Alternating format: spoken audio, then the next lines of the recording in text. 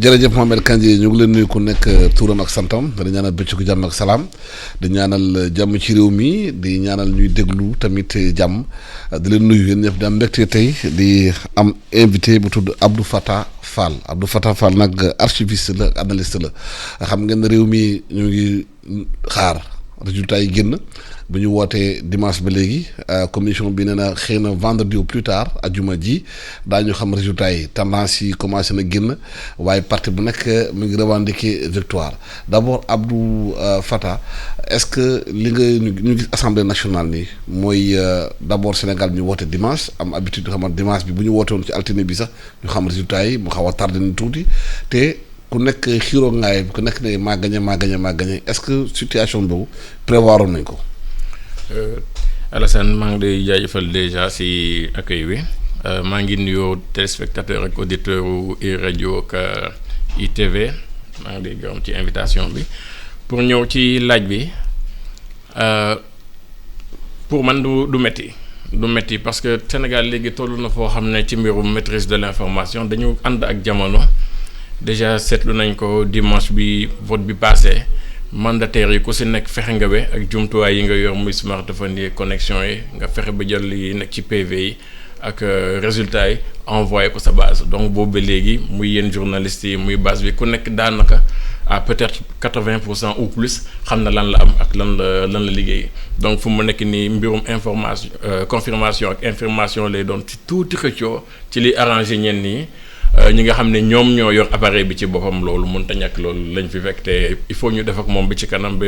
bés bu ñuy dem bi am maîtrise carrément ci appareil électoral bi noonu lay demee yor enjeu d'intérêt dina am interaction mais fii ak vendredi moom jot nañ ne li ñu am ci tendance loolu mooy confirmé wu et effectivement ni ñu koy waxee daa mel ni dañu jëm ci booru cohabitation daal waaw bu nekkul dans l'absolu en tout cas relativement moom négociation du ñàkk faw mu am. surtout par rapport enjeux yi nga xam ne moom la Sénégal jàkkaarloo l'instant bi. est-ce que nekkuñu benn situation xam nga xaw a inédite peut-être c'est la première fois que opposition am doole ni ci assemblée nationale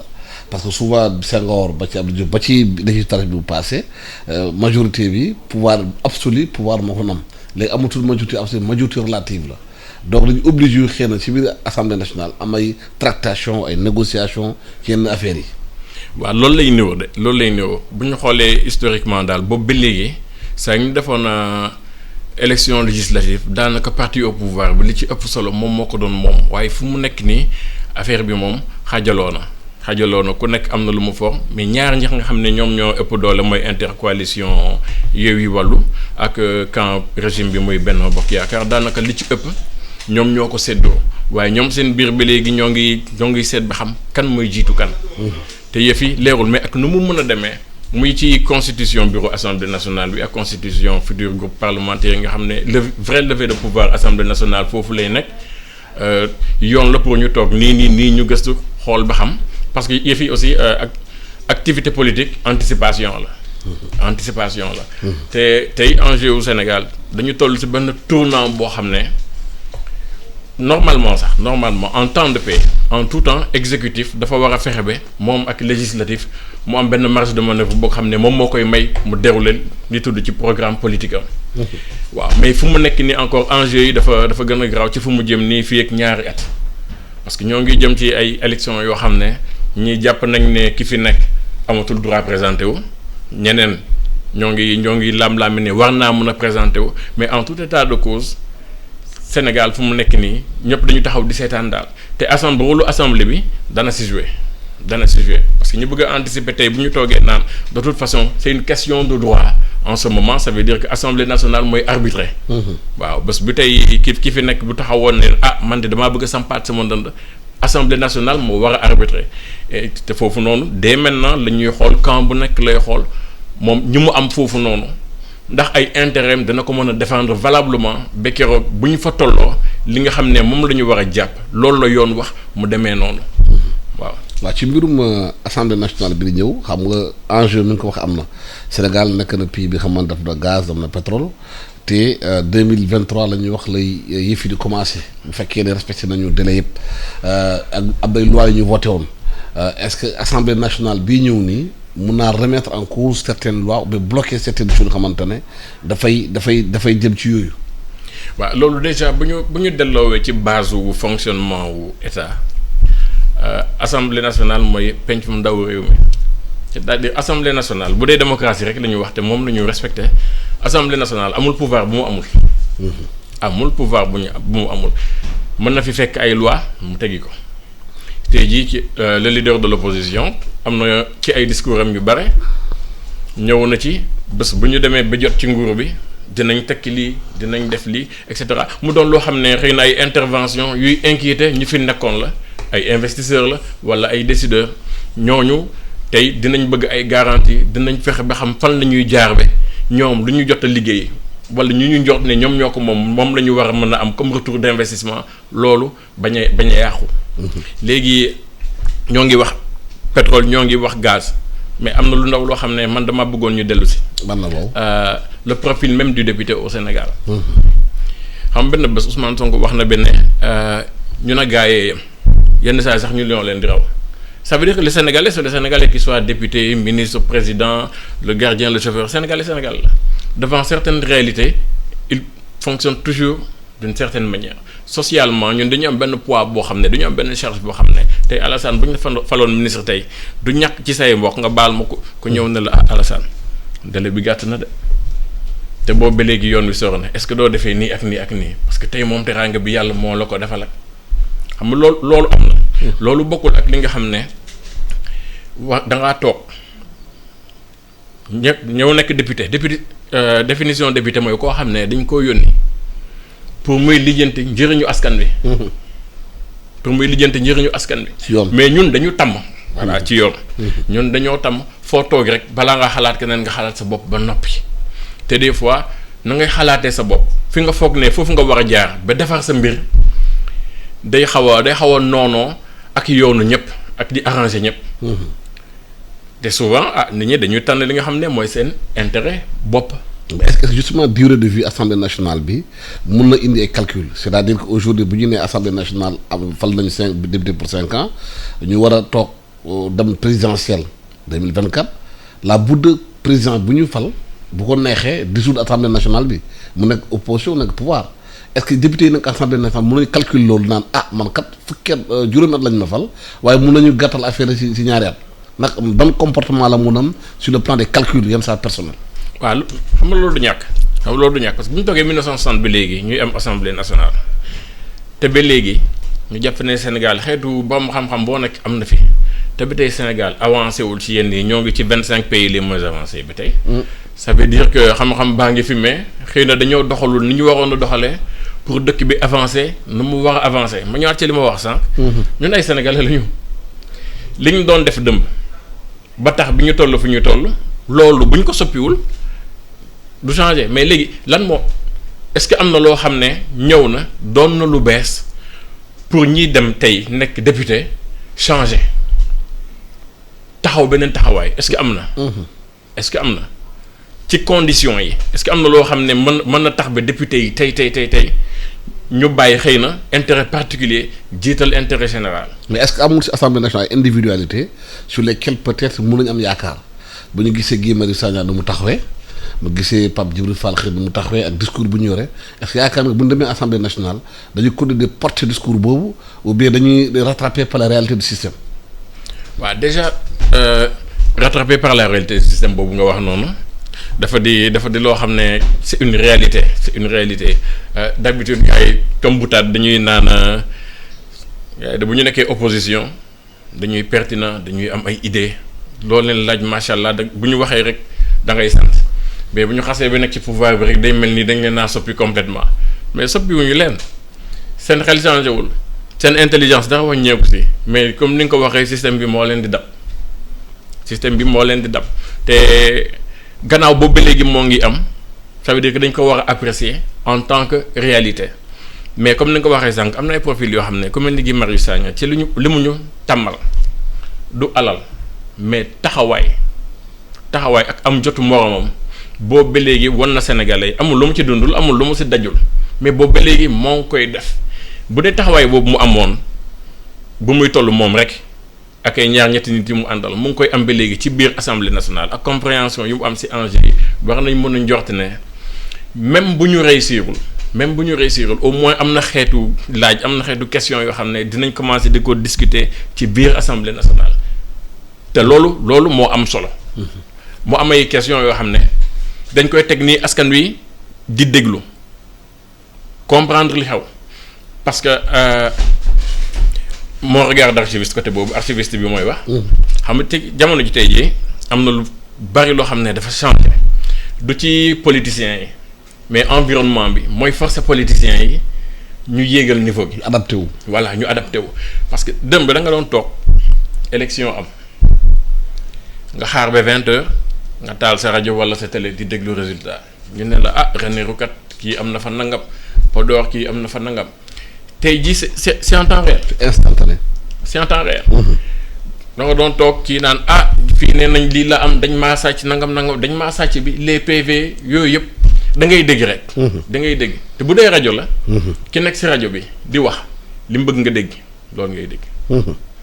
ki nekk télé. li image yi mu bëgg nga gis. moom la lay woon. waaye jamono ji dafa changé instant bi dafa changé. à temps réel lañ lay won la réalité l'exacte réalité. boo toogee tey ñu leen naan des enjeux comme par exemple le pétrole boo nga am ay sénégalais yu toog di la expliquer. lan mooy pétrole. lan mooy enjeu pétrole. Sénégal lu mu ci am comme potentiel lu mu si war a jot. bu ko jotee lan lañ si mën a nekk loolu bokkul ak sama papa wala ak sama yaay bu doon nekk village toog rajo di dégg ne Sénégal am na pétrole après jamono naataange lay doon noonu la woon dans le temps. noonu la woon dans le temps mais léegi yëf yi dafa changé bu baax a baax a baax tey jii mën nga ku juddoo fi Sénégal jàngee fi bu amee tuuti curiosité am benn terminal internet kese xam lu muy seet mën na dem ba jàng loo xam ne dans le temps da nga doon jàng nga exceller ñu defal la bourse étrangère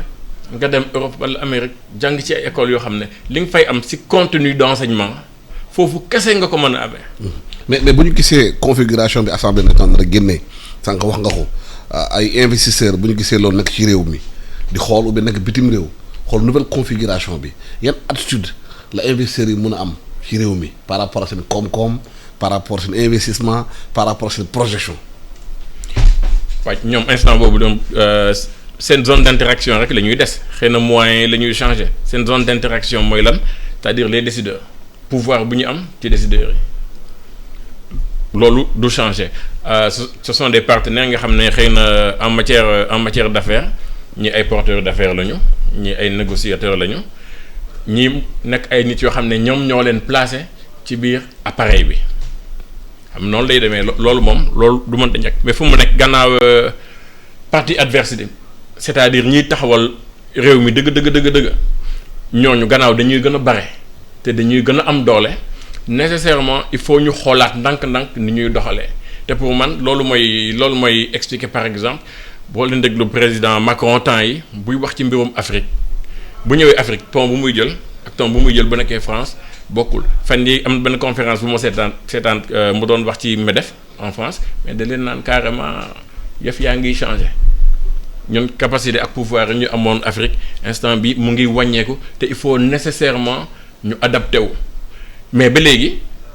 ñu adapté wu boobu noonu ci kaw comme ni mu ko waxee sànq ñi ñu amal fii la ñoom ñi ñu am fii la xam Sénégalais des fois bu ñuy analyser dañuy fàtte benn affaire Sénégal du benn tomb bu ñuy sànni ci biir océan Atlantique Sénégal dafa am ci benn ensemble bu mu bokk muy Afrique de l'Ouest française foofu lu bokkoon même bu ñu nee tey nous sommes indépendants am na loo xam ne dañ ko àndaale ci colonisation boobu daf ñoo topp ba léegi te loolu bokk na ci li tax tey jii man damay nekk opposant je suis très pertinent suba bu ma xëyee ñu élire ma changé man c'est pas changé c'est ma manière de faire qui a changé parce que comme ni ñu ko waxee sànq système bi moo ma dab mais système boobu mooy interaction entre ñi fi nekkoon dëmb am fi seen intérêt te bëgguñu koo baax parce que xam na ne bu ñu ko bàyyee moom lu mu leen di jural du baax et ils vont user de tout moyen am na ci yu bari yoo xam ne nu ñu koy tuddee par exemple côté militaire dañ la naan coopération militaire mais dans le vocable coopération militaire lu ci nekk ñoom ñoo xam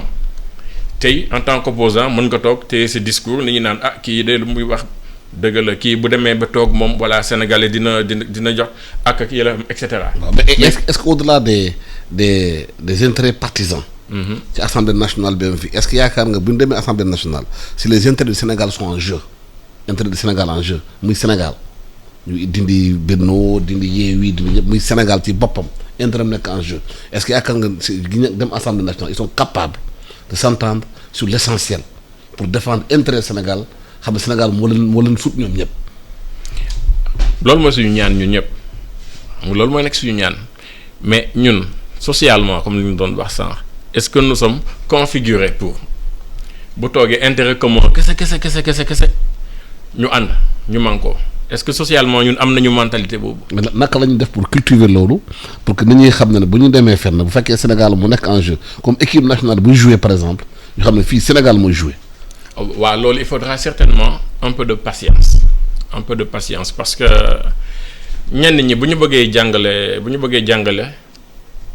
dañuy naan kii di nu mu toogee neexuma mais su ma ko waxee nii directement mën na maa jox résultat bu contraire ak man li ma bëgg léegi man damay jël li ñuy wax perspective ma étirer ko damay toog di ko ñam ndànk-ndànk ba keroog moom mu changé moom ci boppam te du sax xam ne changé na du xam ne man maa ko fa yóbbu ñun mën nañoo liggéeyee noonu bu dee am nañu fur et à mesure ay nit ñoo xam ne ñoom toog nañu nangu liggéeyal Sénégal mais il faudra que ce soit dans la durée parce que boo seetloo par exemple ñun suñu programme d'histoire yi xale yi bu ñuy jàng am na partie bu bari boo xam ne tey yenn classes yi ils maîtrisent mieux la géographie et l'histoire du Japon et de la France que leur propre histoire et leur propre géographie. Ça veut dire que ñun ci li ñu doon dafa am lu ñuy effacer te nit ki balaa ngaa nee naam nga ne fa ba pare. donc loolu il faut ñu andiwaat ko refondation nation bi il faut ñu jaaraat foofu noonu am na yu bari yoo xam ne le Sénégalais type il faut ñu defaraat ko donc peut-être au niveau de notre arsenal juridique il faut ñu dem ba xoolaat yenn yi ñu dindi ko li nga xam ne c'est pas authentiquement sénégalais c'est pas authentiquement africain dañ ñu koo bàyyil ñu koy dindi au fur et à mesure teg fi loo xam ne moom moo ñuy arranger pour sénégalais mën a émerger bu sénégalais émerger rek intérêt sénégalais yi day ñëwal boppam. c'est naturel. mais est-ce que yaakaar nga les gens ils sont capables de changer le système en interne. est-ce que ils sont capables parce que ñu bëri dañuy ne bu ma ñëwee damay changer système bi naa def lii mais bu duggee ci biir réalité dab la nga xam ne li nga doon wax quand tu es dans l'opposition ak li nga toog dossier yi ñu jox la ko mu ne kat ne jong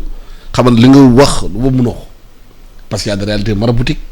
y a des lobbies maraboutiques si dëkk bi y a des lobbies de commerçants y a des logiques yi nga xamante ne ci réew mi ñoo ŋànk réew mi di ko mucc. waaw. loolu am na de la meilleure preuve c'est quoi c'est les deux opposants qui sont là ñaar ñi nga xam ne ñoom ñoo jàkkaarloo maa ngi fàttali ko bu baax Macky Sall bu muy campagne mais boo xoolee dans l'esprit le discours Macky Sall mooy discours Ousmane Sonko tey différence yi bariwul de xëy na c'est dans la forme dañuy différer parce que ñoom ñaar seen caractère bokkul. tempérament yi bokkul. voilà tempérament yi bokkul. mais li Macky Sall doon wax moom la Ousmane Sonko di wax tey. te man comme di ma doon wax sax Macky Sall fondamentalement changé wul de mais réalité yi ñoo changé li ko wër moom moo changé xëy na Ousmane bu yàlla defee mu ñëw comme caractère yi bokkuñu tempérament yi bokkul xëy na dana bëgg a def leneen mais il faut pas oublier que environnement bi te moom moo koy déterminer du xëy rek changé donc il y aura nécessairement un prix à payer boobu lan la bu ñu demee ba xam ko est-ce que dinañu ko jaral. parce que yow coow lépp loolu la. parce que bu ñu déglu Sénégal di wax ci seen langage nga jàngat ko bu baax Sénégal dina maa ngi sa ginnaaw Sénégal je n'étais pas à tes côtés nekk mu tawet maa ngi sa ginnaaw rek lay wax. li la pousse ci kanam nag. bu la dóoree bal mu bàyyi la fa dem yoonam. waaw loolu la d'autant plus que boo seetee suñu passé guerre ñun du suñu ëf déedéet xeex moom ñun bu ñu mënee waxtaan rek juboo rek. moom moo ñu gën a laal te am na yoo xam ne bon xëy na dañuy gëmloo ne il faut nga xeex pour nga jot ci am na ñuy def parallèle entre ñun par exemple ak réewu Afrique du Nord yi boo jëlee benn Algérie algériens ñoom dañ leen naan ñoom seen indépendance kenn joxu leen ko ñoom ñoo ko jël. ñoo ko foqati donc ba tey ci seen rapport ak France sax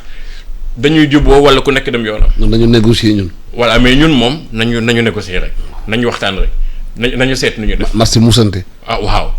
musante. léegi bu ñu rapporté loolu yëpp suñu environnement bi nii ne man dama jàpp ne dafi jëlee Abdoulaye Wade en 2012 ñaari raison fondamentale la benn bi mooy bi ñëpp di gis dafay bëggoon bàyyi doomam askan wi ànd ci. mais beneen bi mooy dafa commencé woon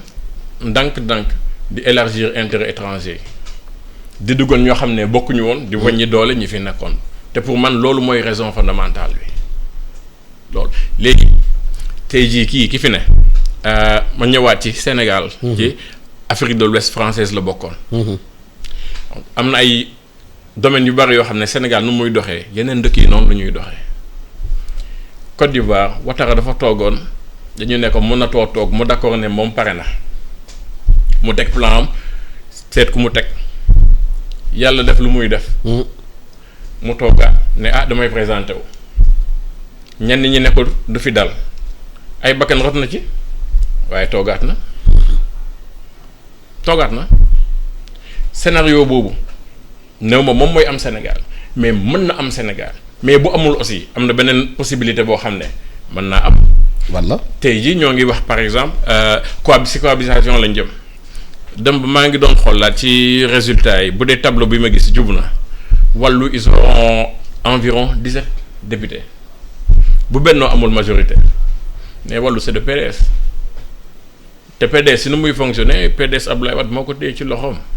man je vois mal député PDS. Karim lay xeexal wala Abdoulaye Wade loolu leer na. mais loolu dafa leer parce que. d'ailleurs Karim gën na benn communiqué dem sax. mais Abdoulaye Wade ba muy bind. en destin pour l'Afrique moom ba muy bind en destin pour l'Afrique moom dafa jàpp ne moom am na loo xam ne war na ko mën a defal Afrique. mu amoon yéene mu yéex a jot ci nguur gi jéem lu muy jéem sur le tard la mayonnaise bi jàpp comme on dit en français sur le tard.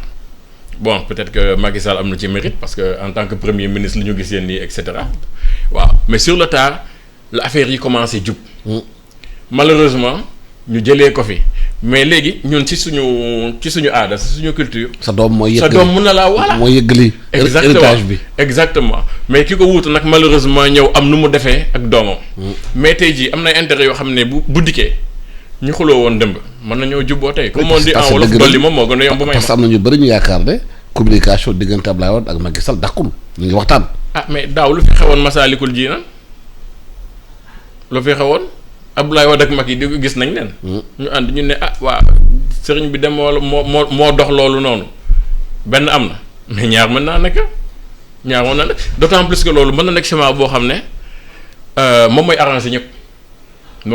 ñëpp. parce que tey xel mën na nangu ne ci discours Ousmane Sonko Macky Sall bu demee sax bay naan damay bàyyi dana fexe ba du doon Ousmane Sonko moo ci topp dana fexe ba du doon Ousmane Sonko. léegi fu mu ne nii mu gis ne bu jaaree ci assemblée nationale ci 2 ans yi nii mën na lijjanti benn scénario par exemple mu wut benn premier ministre boo xam ne ñëpp dinañ ko nangu ça pourrait être un technocrate bu jëlee technocrate boo xam ne. ñëpp a ko nangul ne xam na mën na ñëpp respecté nañ ko ñëpp njort nañ ne mën na nekk arbitre du jeu ci 2 ans yi mën na téye état bi teg ko fu mu war a tegu Macky Sall mën na jàpp ne bu lëkkaloowee ak PDS mën na nga waxtaanaat ak Abdoulaye Wade parce que wolof Njaay dafa ne ko xamatul fi nga jëm nga dellu fa nga jóge lu leer non ñoom mën nañoo juboo bu baax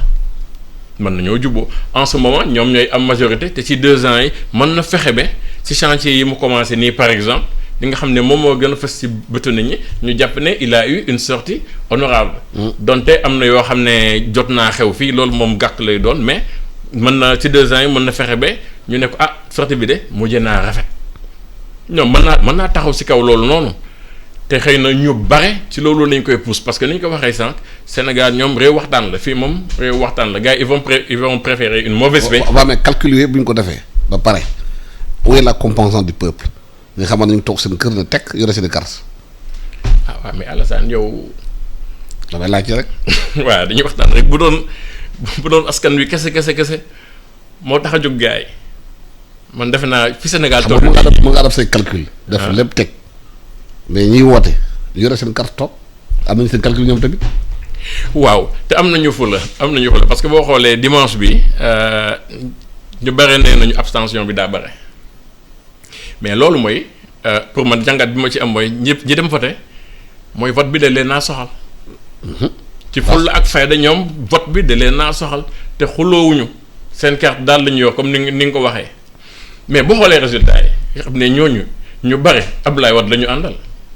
ñu bare ba tey Macky Sall la ñu àndal am na ñu bare aussi ñu ànd ak Ousmane Sonko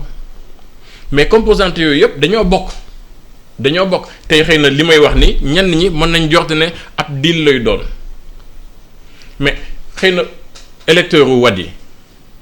xëy na ñooñu bu ñu sañoon am na ñu bari ñoo xam ne bu ñu sañoon àndaat ak Macky tey xëy na am na ñu bari ci électeurs wu Macky yi bu ñu sañoon àndaat ak Abdoulaye Wade lu mën a nekk la te xel nangu na ko léegi xëy na benn Abdou Fattah dana ne non lii du yoon parce que ni ñuy doxee dafa yéex pour affaire yi gën a gaaw il faut carrément ñu changer système bi mais changer système bi ñun est-ce que nous sommes prêts. grosse question. voilà Abdou Fattah heure bi jox nag jeex na maa ngi lay gërëm di la sant Abdou Fattah Fall archiviste et analyste ñu doon waxtaanu projection assemblée nationale possibilité combinaison yu war a am loolu yëpp nag bu ajuma pare ba ñu xool yëf yi ni mu tëddee